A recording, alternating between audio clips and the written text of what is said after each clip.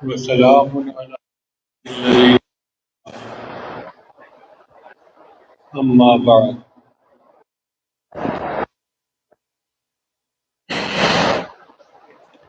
أعوذ بالله من الشيطان الرجيم. بسم الله الرحمن الرحيم. إن عند الله الإسلام. سبحان ربك رب عما يصفون وسلام على المرسلين والعالمين.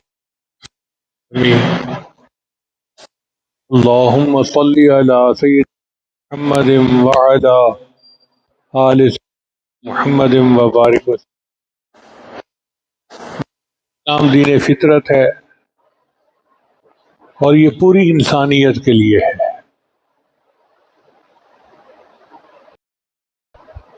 آج کل سوشل میڈیا کے اوپر بہت پروپیگنڈا کیا جاتا ہے کہ یہ دین اسلام کے اندر تنگ نظری ہے. یہ صرف مسلمانوں کا خیال رکھتے ہیں، اقلیتوں کا خیال. یہ بڑی غلط فہمی ہے اور یہ کفار فریب ہے، پروپیگنڈا ہے جو وہ اسلام کے خلاف کرتے ہیں. سچ بات تو یہ ہے کہ جتنے حقوق کا خیال اسلام نے رکھا ہے دنیا کے کسی اور دین نے نہیں رکھا. اس معاملے میں پہلی بات تو یہ سن لیجئے کہ اللہ تعالیٰ کا ارشاد فرمائے. اللہ تعالیٰ ارشاد فرماتے ہیں یا ایھا الناس، انسانوں. اب اس میں مسلمانوں کو خطاب نہیں ہے، انسانوں کو خطاب ہے. اور انسانوں میں مسلمان، کافر، حبشی، کالے عربی، سب ایک. یا ایھا الناس انا خلقناکم من ذکر و انثی، ہم نے تمہیں ایک مرد اور ایک عورت سے پیدا کیا، یعنی آدم علیہ السلام اور اما حوا. یہ پوری انسانیت کے جد امجد ہے. وَجَعَلْنَاكُمْ شُعُوبًا وَقَبَائِلَ لِتَعَارَفُوا، اور ہم نے تمہارے ذاتے اور قبیلے کہ آپس میں تعارف ہو سکے. ان اکرمکم عند اللہ اتقاکم، تم میں سے سب سے زیادہ اللہ کے نزدیک اچھا وہی ہے جو متقی ہے. اس کا مطلب یہ کہ یہ جو ذات قبیلے ہیں یہ کوئی فخر دکھانے کے لیے نہیں ہے کہ میں راجپوت ہوں اور میں فاوان ہوں، میں فلاں ہوں، میں فلاں ہوں، بلکہ صرف یہ پہچان کے لیے اللہ نے بنایا ہے. اصل یہ ہے کہ انسان بحیثیت انسانیت سب برابر ہیں. چنانچہ دین اسلام نے یہ حکم دیا کہ وَلَقَدْ كَرَّمْنَا بَنِي آدم، تحقیق ہم نے انسان کو عزت عطا فرمائی. جو بھی انسان ہے اللہ نے اس کو ایک عزت دی ہے، ایک حرمت دی ہے. نبی اسلام نے ارشاد فرمایا کلکم من آدم و آدم من تراب، تم سب کے سب آدم کے اولاد ہو اور آدم علیہ السلام مٹی سے بنائے گئے. چنانچہ مسلمان معاشرے میں غیر مسلموں کے 4 حقوق ہوتے ہیں. یہ بات اچھی طرح یاد کر لیجئے. ایک، ان کے مذہب کی حفاظت. دین اس بات کا حکم دیتا ہے کہ اگر تمہارے معاشرے میں اقلیتیں ہیں تو تم ان کے مذہب کی حفاظت کرو. دوسرا، ان کے جان کی حفاظت. تیسرا، مال کی حفاظت. اور چوتھا، عزت آبرو کی حفاظت. اب پہلے نقطے پہ آ جائیے. مذہب کی حفاظت کیسے؟ شریعت کا حکم ہے لا اکراہ فی الدین، دین کے اندر کوئی جبر نہیں ہے، اکراہ نہیں ہے کہ زبردستی کسی کو کہو کہ بھئی تم کلمہ پڑھ کے مسلمان ہو جاؤ. یہ اس کا اپنا اختیار ہے، اور اگر وہ نہیں کلمہ تو اس پر زبردستی نہیں، اس کو اختیار دیا جائے گا.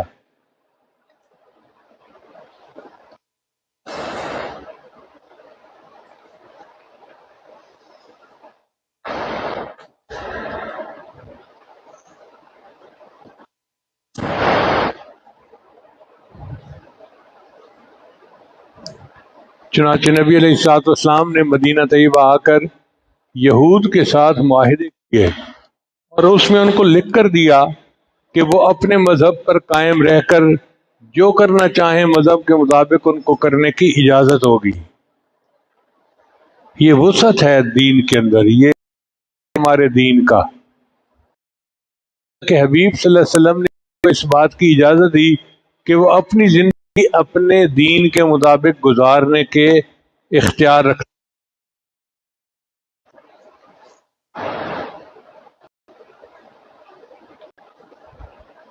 فقہاء نے تصریحات دی ہیں کہ ان کے مذہب کا پورا تحفظ دیا جائے گا، ان کو مذہبی رسوم کی ادائیگی میں پوری آزادی ہوگی. یعنی اگر وہ اپنی مذہبی رسوم کو ادا کرنا چاہیں تو ان پر کوئی پابندی نہیں لگائی جائے گی، وہ اختیار رکھتے ہیں، اس کو آزادی سے منا سکتے ہیں. اپنے بچوں کو اپنے مذہب کی تعلیم دینے کے لیے وہ اپنے مکاتب بھی کھول سکتے ہیں. ان کے مذہب میں عیب جوئی یا طعنہ زنی نہیں کی جائے گی. ان کو اجتماعی طور پر چار دیواری کے اندر مذہبی تہوار منانے کی اجازت ہوگی. مذہبی تہوار میں مسلم حکومت حتی الامکان ان سے تعاون کرے گی. جو پادری ہوں گے یا گرجوں کے پجاری ہوں گے، مذہبی پیشوا ہوں گے، وہ اپنے عہدوں پر قائم رہیں گے. ان کی عبادت گاہوں کو منہدم نہیں کیا جائے گا اور نہ کوئی نقصان پہنچایا جائے گا.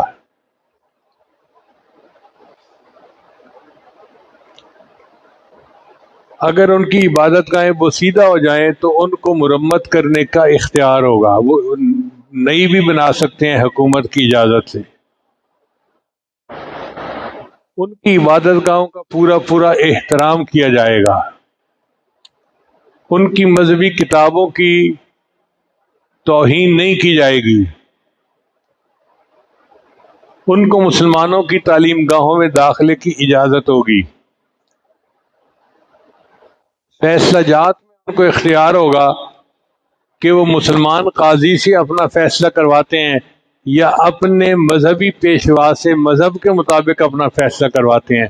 یہ ان کو اختیار حاصل ہوگا.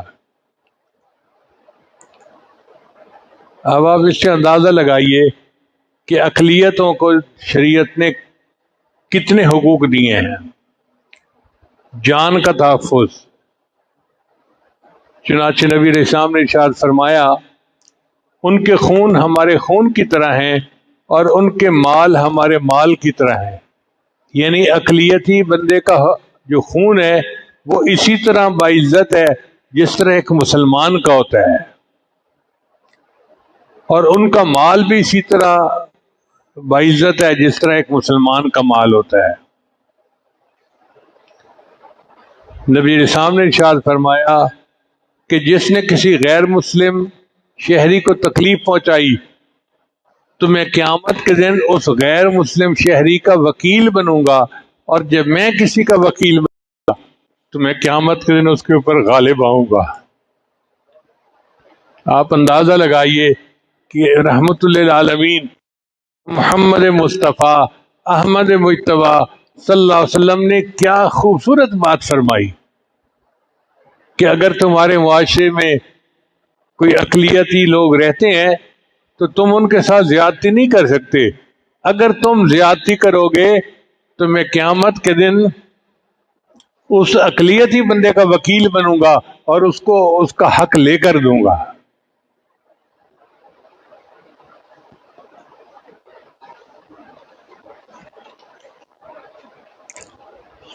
پھر نبی علیہ السلام جب کسی لشکر کو بھیجتے تھے تو اس بات کا حکم دیتے تھے کہ دیکھو تمہارے سامنے جو لشکر آئے گا تم نوجوانوں سے قتال کر سکتے ہو، ان کے بوڑھوں کو چھوڑ دینا، پیشواؤں کو بھی چھوڑ دینا، اور ان کی عورتوں کو بھی ہاتھ نہ اٹھانا. تو دیکھیں اگر شریعت کے اندر تک نظری ہوتی تو ان کے مذہب سے مارا جاتا، مگر شریعت نے کہا کہ نہیں، صرف مذہب کی بنیاد پہ ہم ایسا نہیں کر سکتے.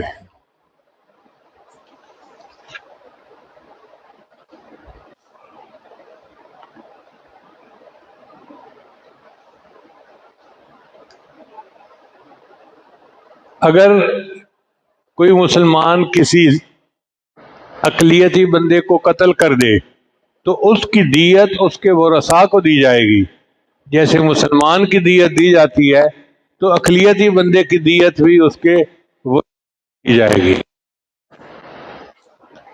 اور یہودی، نصرانی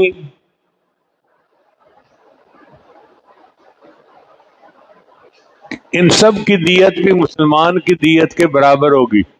یہ نہیں ہو سکتا کہ مسلمان کا تو دیت 50 لاکھ اور ذمی قتل ہوا تو اس کی دیت 5 لاکھ، جو مسلمان وہی اس کافر کا بھی حق ہوگا۔ سبحان اللہ، ہمارا دین کس قدر خوبصورت ہے۔ اللہ رب العزت نے اسلامی معاشرے میں اقلیتوں کے حقوق کو کتنا تفصیل کیا ہے۔ پھر اگر کوئی بیرونی جارحیت ہوتی ہے اور کسی ملک کی اقلیتوں کے اوپر کوئی حملہ کرتا ہے تو مسلمان حکومت کا حق ہوگا کہ ان اقلیتوں کا دفاع کرے اور ان کو تحفظ فراہم کرے۔ یہ مسلمان حکومت کا حق ہوگا۔ چنانچہ مکہ مکرمہ قبیلے تھے، بنو خزاعہ اور ایک تھا بنو بکر۔ بنو بکر جو تھا وہ مشرکین مکہ کا حلیف تھا، اور بنو خزاعہ کا مسلمانوں کے ساتھ ایک تعلق تھا۔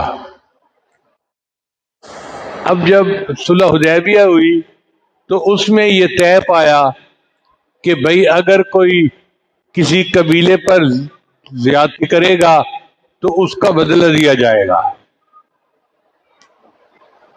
یہ صلح حدیبیہ کے اندر لکھا گیا تھا۔ بنو بکر والوں کو موقع ملا، بنو خزاعہ کے کچھ بندوں کو مار دیا، اور انہوں نے کہا کہ مسلمان دور رہتے ہیں، وہ کہاں ان کی مدد کو والے، اور انہوں نے کہا جی دیکھو ہمارا آپ کے ساتھ ایک معاہدہ ہے، ہمارے ساتھ زیادتی ہوئی، اب بدلہ۔ تو نبی علیہ الصلوۃ والسلام نے کفار مکہ کو یہ پیغام بھیجا کہ تم نے اپنے وعدے کی خلاف ورزی کی ہے، اب دو صورتیں ہیں، یا تو تم اس کا بدلہ دو، اور اگر نہیں دیتے تو صلح حدیبیہ کا معاہدہ ختم ہو گیا۔ قریش مکہ نے کہا کہ ہم معاہدہ ختم بھی کر دیں تو مسلمان ہمارا کیا بگاڑ لیں گے، کچھ نہیں کر سکتے۔ چنانچہ انہوں نے کہا جی کہ صلح حدیبیہ کا معاہدہ ختم۔ اب جیسے معاہدہ ختم ہوا، نبی علیہ السلام نے صحابہ کرام کو لیا اور لے کر مکہ کے اوپر جو ہے وہ چڑھائی کر دی، اور یہ سبب بنا مکہ مکرمہ کی فتح کا۔ اب آپ اندازہ لگائیے مسلمان اپنے معاہدوں میں کتنے پکے اور سچے ہوتے ہیں، اللہ نے اس کے بدلے مکہ کو فتح کروا دیا۔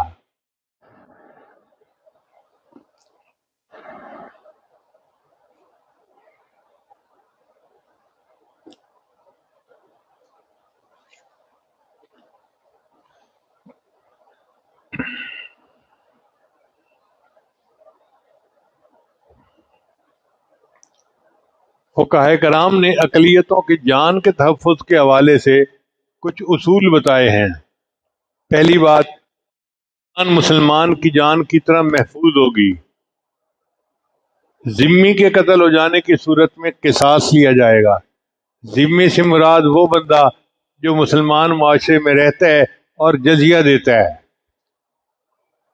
تو اس کے قتل ہونے کی صورت میں قصاص لیا جائے گا، کہ کسی عضو کو کاٹ دینے کی صورت میں بدلہ ہوگا، یعنی خون بہا مسلمان کی دیت کے برابر ہوگی۔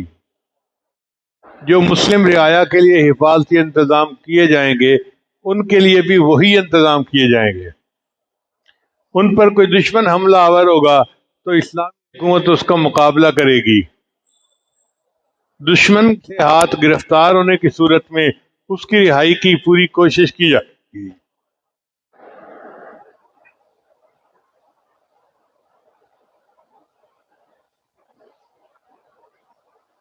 ان کو فوجی خدمت پر مجبور نہیں کیا جائے گا، ان کو علاج کے سلسلے میں پوری سہولتیں حاصل ہوں گی۔ یہ تھا جان کا تحفظ۔ اب آگے آ گیا مال کا تحفظ۔ چنانچہ نبی علیہ السلام نے ارشاد فرمایا کہ جس طرح مسلمانوں کا مال حرمت والا ہے، کافروں کا مال بھی اسی طرح حرمت رکھتا ہے۔ یہ نہیں ہو سکتا کہ آپ ان کی جائیداد پہ قبضہ کر لیں، ان کے مال پہ قبضہ کر لیں اور ان کو ان کے مال سے محروم کر دیں۔ شریعت اس کی بالکل اجازت نہیں دیتی۔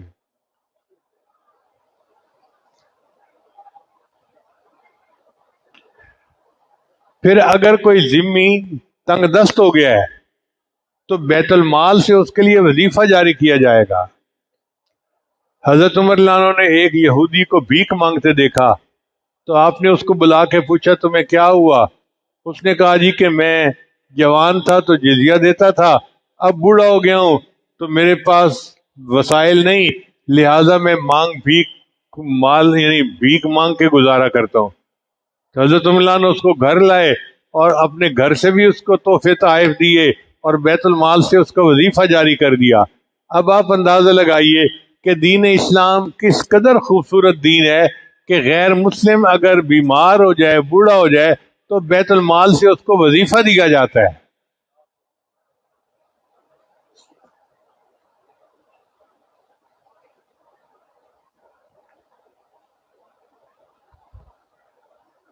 ایک مرتبہ نبی علیہ السلام تشریف فرما تھے، ایک یہودی کا جنازہ گزرا تو نبی علیہ السلام اس کو دیکھ کے کھڑے ہو گئے۔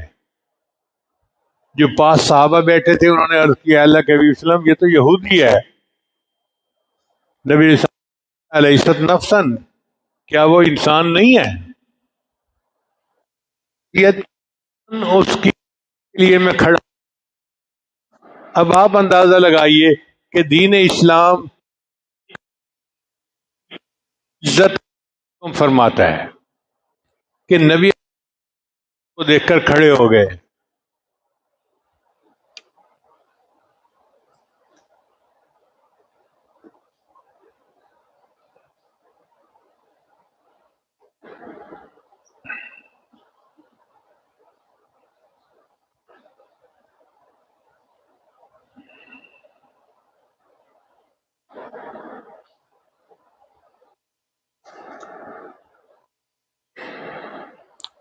ایک صاحب انہوں نے کسی یہودی کے 4 درہم دینے تھے۔ یہودی اسلام کے پاس آیا اور آ کر کہنے لگا کہ جی یہ مسلمان میرے 4 درہم کا قرضہ مجھے واپس نہیں کرتا۔ تو نبی علیہ السلام نے کبھی قرضہ کیوں واپس نہیں کرتے؟ میرے پاس وسائل۔ تو نبی علیہ السلام نے فرمایا بھائی تمہیں اس کا قرضہ تو واپس دینا پڑے گا۔ اس نے کہا جی آپ ایسا کریں مجھے دے دیں، کچھ قرضہ واپس ہوگا۔ نبی علیہ السلام نے پھر فرمایا کہ نہیں تمہیں اس کا قرضہ واپس دینا پڑے گا۔ پھر جس 2 چادریں تھیں ان کو تم کو تہبند کی طرح باندھ لو اور دوسری جو تم کر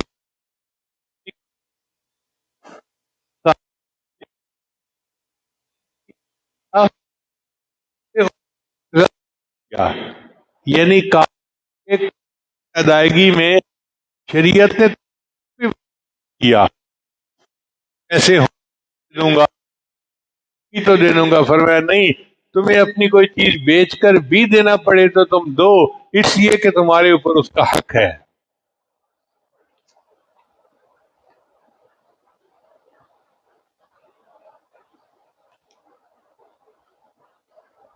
مال کے تحفظ میں فقہا نے لکھا ہے کہ ان کا مال، تجارتی قافلے اور زمین محفوظ رہے گی۔ چیزیں جو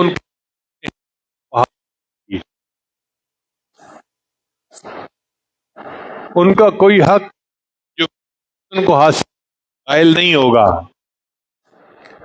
جو ان میں سے کما نہ سکے، نہ اس کی کفالت کرنے والا کوئی ہو تو بیت المال سے اس کو وظیفہ میں لے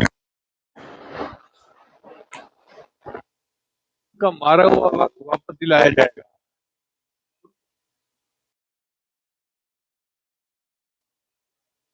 ذرائع کی وہ برابر کے حق ہے۔ اسلام کی حرام کردہ اشیاء جو ان کے مذہب میں حلال ہیں، اپنے ہم مذہب لوگوں کے ساتھ اس کے کاروبار کی اجازت ہوگی۔ ان کو وہ تمام مالی حقوق حاصل ہوں گے جو اہل اسلام کو حاصل ہیں۔ ان کا مال چوری کرنے پر ہاتھ کاٹا جائے گا۔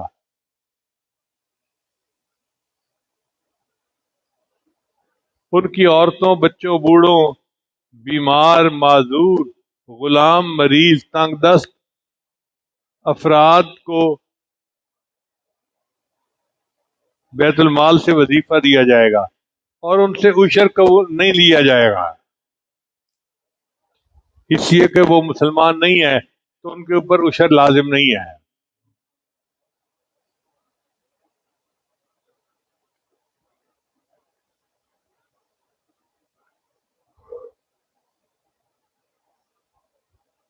ان کی نقدی، سونا، چاندی اور زیورات پر کوئی ٹیکس نہیں ہوگا۔ ان پر خراج اور جزیہ کے علاوہ کوئی ٹیکس عائد نہ ہوگا۔ وہ اپنی ملکیت کے تصرف میں آزاد ہوں گے، یعنی اپنے جہاں خرچ کرنے کا ان کو پورا ہوگا۔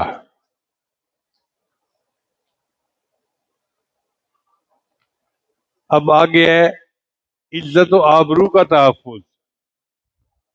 چنانچہ نبی علیہ السلام کی خدمت میں عائشہ کا ایک وقت تو نبی علیہ السلام مسجد میں ٹھہرایا اور خود ان کی خدمت کی۔ صحابہ کرام نے عرض، اے اللہ کے حبیب صلی اللہ علیہ وسلم، خدمت کے لیے یہ ہم خدمت ہیں۔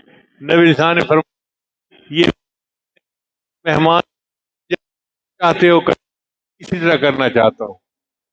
سبحان اللہ، اللہ کے حبیب رحمت العالمین ان والآخرین وہ ان کافروں کی خدمت کر رہے ہیں، ان کو کھانا دے رہے ہیں، ان کو پانی دے رہے ہیں۔ یہ کفار کی خدمت کیوں ہو رہی ہے؟ کہ مسلمان معاشرے میں ان کے بھی حقوق ہوتے ہیں۔ پھر جب مکہ مکرمہ فتح ہوا تو نبی علیہ السلام نے اعلان فرمایا کہ ابو سفیان کے گھر میں جو داخل ہو گیا فہو آمن، اس کو امن ہوگا۔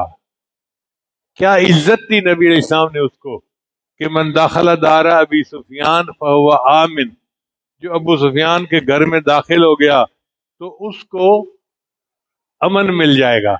مصعب بن عمیر عنہ کے بھائی بدر میں قیدی بن کر آئے، وہ بھائی کہتے ہیں کہ مجھے نبی علیہ السلام نے ایک انصاری کے حوالے کیا کہ اس کا خیال رکھنا۔ وہ انصاری اتنا خیال رکھتا تھا کہ خود کھجوریں کھا کے گزارا کرتا تھا، اور جب روٹی آتی تھی تو وہ کھانے کے لیے مجھے دیتا تھا۔ مدینہ میں روٹی ذرا مہنگی ہوتی تھی اور کھجوریں عام ملتی تھیں، تو خود کھجوریں کھا کے گزارا، اور جو قیدی ہے اور جو ذمہ ہے اس کو روٹی دیا کرتے تھے۔ وہ کہتے ہیں کہ میں ان کی روٹی ان کو واپس کرتا، وہ پھر مجھے روٹی واپس کر جاتے کہ نہیں، یہ آپ نے کھانی ہے، ہم کھجوریں کھا کے گزارا کر دیں گے۔ اس سے پتہ چلتا ہے کہ شریعت مطہرہ نے ہمیں کفار کے حقوق کے بارے میں بھی کیسی کیسی تعلیمات دیا ہے۔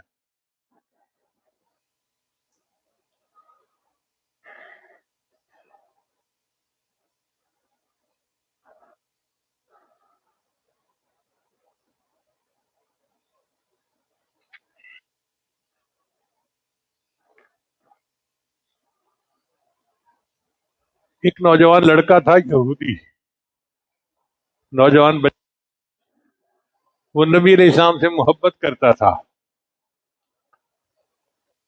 اس کا پتہ چلا کہ وہ بیمار ہو گیا ہے، تو اللہ کے حبیب صلی اللہ علیہ وسلم اس یہودی لڑکے کی عیادت کے لیے تشریف لے گئے۔ واہ میرے مالک، تیری شان کتنی بڑی ہے کہ نبی علیہ السلام ایک یہودی لڑکی کی عیادت کے لیے گئے۔ اب جب آپ اس کے پاس بیٹھے تو اس نے بڑی محبت کی نظروں سے آپ نے دیکھا، تو نبی علیہ السلام نے اس کو دین اسلام کی دعوت دی کہ تم کلمہ پڑھ کے مسلمان ہو جاؤ۔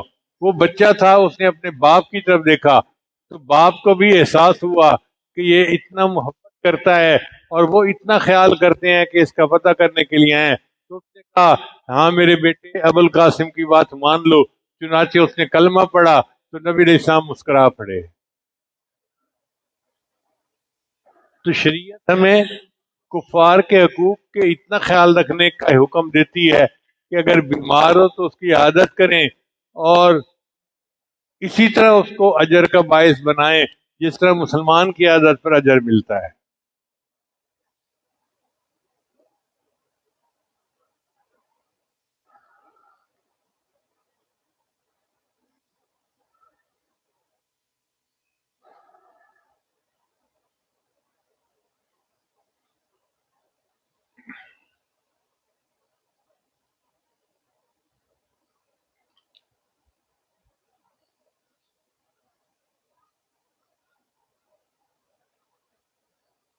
مدینہ طیبہ میں پانی کی قلت تھی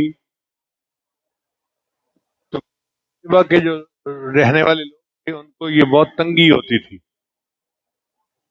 ایک کنواں تھا، اس کا نام تھا بئر روما۔ پانی میٹھا تھا، لوگ پسند کرتے تھے، مگر وہ ایک یہودی کی ملکیت تھا، اور یہودی بھی بڑا حریص تھا، لالچی تھا۔ وہ مہنگا پانی بیچتا تو کچھ لوگ خرید ہی نہیں سکتے تھے۔ بہت سارے مسلمان نے کوشش کی کہ یہودی سے وہ کنواں خرید لیں، مگر وہ قیمت بڑھاتا جاتا تھا اور بیچنے پہ آمادہ تھا۔ سیدنا عثمان غنی لانو بھی تھے اور وہ تجارت کے اصول جانتے تھے۔ چنانچہ یہودی سے، دیکھو تم اس کی اتنی قیمت لگا چکے ہو،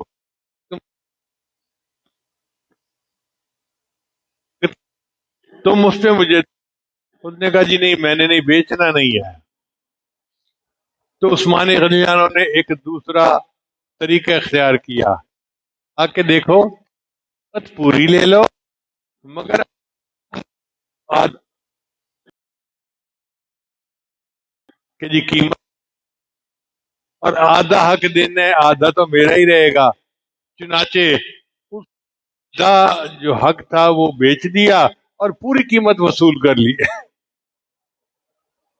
حضرت عثمان غنی لانو نے اعلان کیا کہ بھئی چونکہ آدھا حق ہے، اب جب میری باری کا دن ہوگا اس میں سب کو فری پانی بھرنے کی اجازت۔ اب مسلمان اس دن اور دوسرے دن جو یہودی کوئی پانی بھرنے والا ہی نہ ہوتا تو اس کا کھانا ٹھپ ہو گیا۔ تھوڑے دنوں بعد اس نے کہا کہ مجھے اب یہاں سے کمائی تو ہو ہی نہیں رہی، چنانچہ اس نے باقی آدھا حق بھی بیچ دیا، اور عثمان غنی لانو نے نبی علیہ السلام کی خدمت میں حاضر ہو کر عرض کیا، اے اللہ کے حبیب صلی اللہ علیہ وسلم، اس کنویں کے پانی کو مسلمانوں کے لیے قبول فرما لیجیے۔ اگر نبی علیہ السلام چاہتے تو اس کنویں پہ خود قبضہ فرما لیتے کہ بھئی مسلمان رعایا کو تنگی ہے لہذا یہ تحویل میں لیا جاتا ہے۔ آپ صلی اللہ علیہ وسلم نے ایسا نہیں کیا، اختیار دیا کہ اختیار رکھتا ہے۔ کھیل رہا تھا اس زمانے میں، تیر سے شکار ہوتا تھا، تیر کمان سے۔ اس نے جو کسی پرندے کو تیر سے نشانہ لیا تو نشانہ تو خطا ہو گیا، اور تیر جا کے ایک عیسائی نوجوان کو لگا، اور اس تیر کے لگنے سے عیسائی نوجوان کی وفات ہو گئی۔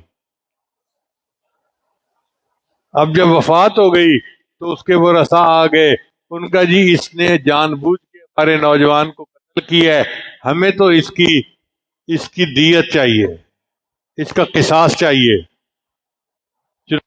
نوجوان کو قید کر لیا گیا، جیل بھیجنے میں ہر جمعہ کے دن قاضی عدالت تھے اور فیصلے کیا کرتے تھے۔ اب جمعہ کے آنے میں 2-3 دن باقی تھے، اور جو جیل سپرنٹینڈنٹ تھا نا وہ عیسائی تھا، تو مسلمان جو ملزم تھا وہ اس جیل سپرنٹینڈنٹ کے پاس گیا اور اس کو کہنے لگا، دیکھو بھائی میں اس جرم کے اندر پکڑا گیا ہوں، اور میں ایک پردیسی بندہ ہوں، یہاں کاروبار کے لیے آیا تھا، تجارت شکار کر رہا تھا، کیا پیش آ گیا، ایسا نہیں کیا، لیکن میں چاہتا ہوں کہ میں واپس جا کے اپنے گھر والوں کو حالات بتا دوں کہ بھئی مجھے قتل کر دیا جائے گا، اس لیے تم اپنے لیے بندوبست کر لو، میرا انتظار نہ کرنا، اور میں مسلمان ہوں تو آپ مجھے پلیز اجازت دے دیں۔ مسلمانوں کی وعدہ وفائی کا اتنا چرچا تھا کہ جو جیل کا سپرنٹینڈنٹ تھا وہ تیار ہو گیا کہ جی ٹھیک ہے، میں اپنی ذمہ داری پہ تمہیں رہا کرتا ہوں۔ مسلمان نوجوان رہا ہوا اور وہ وہاں سے اپنے گھر روانہ ہو گیا۔ اس نے وعدہ کیا تھا کہ میں جمعہ کے دن اس وقت سے پہلے آ جاؤں گا جب قاضی جو ہے وہ لگاتا ہے۔ جمعہ کا دن آ گیا، ملزم نہیں آیا۔ اب عیسائی پریشان کہ نوجوان بھی ہمارا قتل ہوا اور اب بندہ بھی نہیں آیا تو کیا بنتا ہے۔ قاضی کے سامنے مقدمہ آیا تو قاضی نے کہا جی کہ چونکہ جیل سپرنٹینڈنٹ چاہت سے اس کو بھیجا ہے، اگر وہ بندہ آ گیا تو پھر اس کے بارے میں حکم سنایا جائے گا، اور اگر وہ نہیں آتا تو اس جیل سپرنٹینڈنٹ کو سزا دی جائے گی۔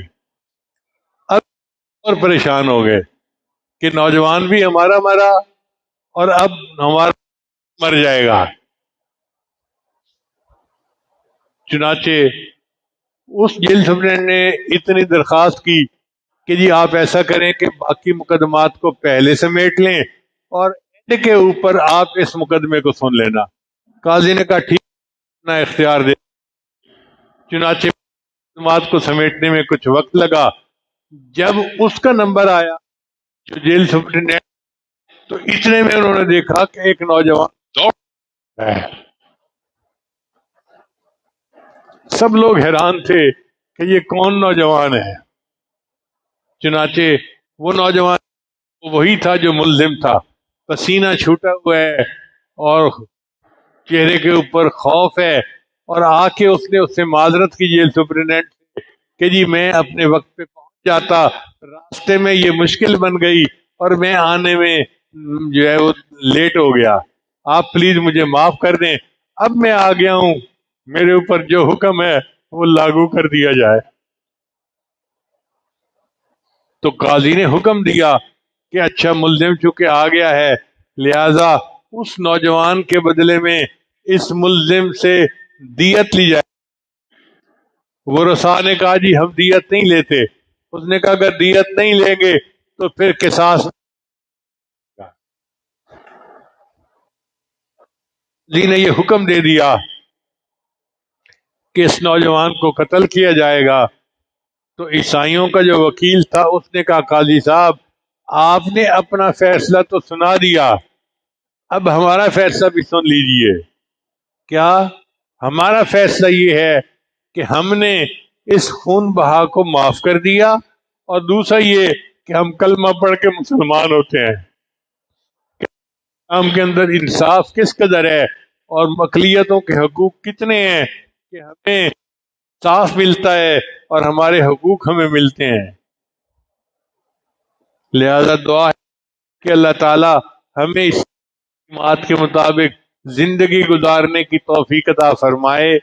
یہ جو مختلف جگہ پہ ہم سنتے رہتے ہیں نا، گرجا گھر جلا دیا، فلاں جگہ جلا دیا، یہ اصل میں کفر کی سازشیں ہوتی ہیں۔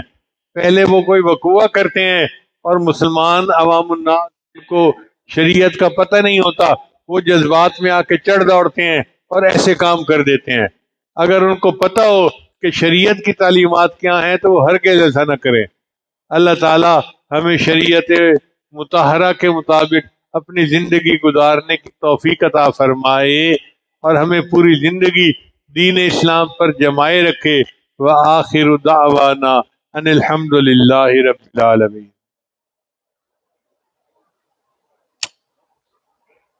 توبہ کے کلمات پڑھائے جائیں گے۔ بہت سارے احباب بیعت کی نیت سے آتے ہیں اور پھر اصرار کرتے ہیں جی کہ آپ نے کلمات ضرور پڑھانے ہیں۔ الحمد للہ وکفا وسلام علی عبادہ الذین اصطفیٰ اما بعد۔ یہ کلمات سچے دل کے ساتھ پیچھے پیچھے پڑھتے جائیے۔ بسم اللہ الرحمن الرحیم۔ لا الہ الا اللہ محمد الرسول اللہ تو باللہ و ملائکتہ و کتب و والیوم الآخر والقدر وش من اللہ والبعد الموت آمنت باللہ کما ہوا باسمائہ و صفاتہ جمیع کامہ اقرار باللسان و تصدیق بالقلب اشہد ان لا الہ الا اللہ و اشہد عبدہ و رسولہ استغفر اللہ من کل ذنب و الیہ برحمتک ہم ان کلمات سے ہم بیت ہو چکے ہیں جن معاملات قیدگی سے کریں گے تو اللہ تعالیٰ دل کو منور کریں گے۔ پہلا عمل ہے 100 مرتبہ استغفار صبح و شام پڑھنا۔ دوسرا عمل ہے 100 مرتبہ درود شریف پڑھنا صبح و شام۔ تیسرا عمل ہے قرآن مجید کی تلاوت روزانہ کرنا۔ چلتے پھرتے ہر وقت دل میں اللہ کو یاد کرنا، کارول دل یارول۔ اور پانچویں ہے مراقبہ۔ مراقبہ ہمارے تمام معمولات کا لب لباب ہے، بڑا آسان ہے۔ جب نماز پڑھ کے فارغ ہوں تو تھوڑی دیر کے بعد سے لو لگا کہ اللہ کی رحمت ہی ہے، دل کی ظلمت اور سیاہی دور ہو رہی ہے اور میرا دل اللہ اللہ اللہ بول رہا ہے، میں سن رہا ہوں۔ مراقبہ کریں گے تو دل میں اللہ تعالیٰ بڑھے گی، کی لذت کو خود محسوس کریں گے۔ میری دعا ہے اللہ سب کو اپنے مقبول بندوں میں شامل فرمائے۔ وآخر دعوانا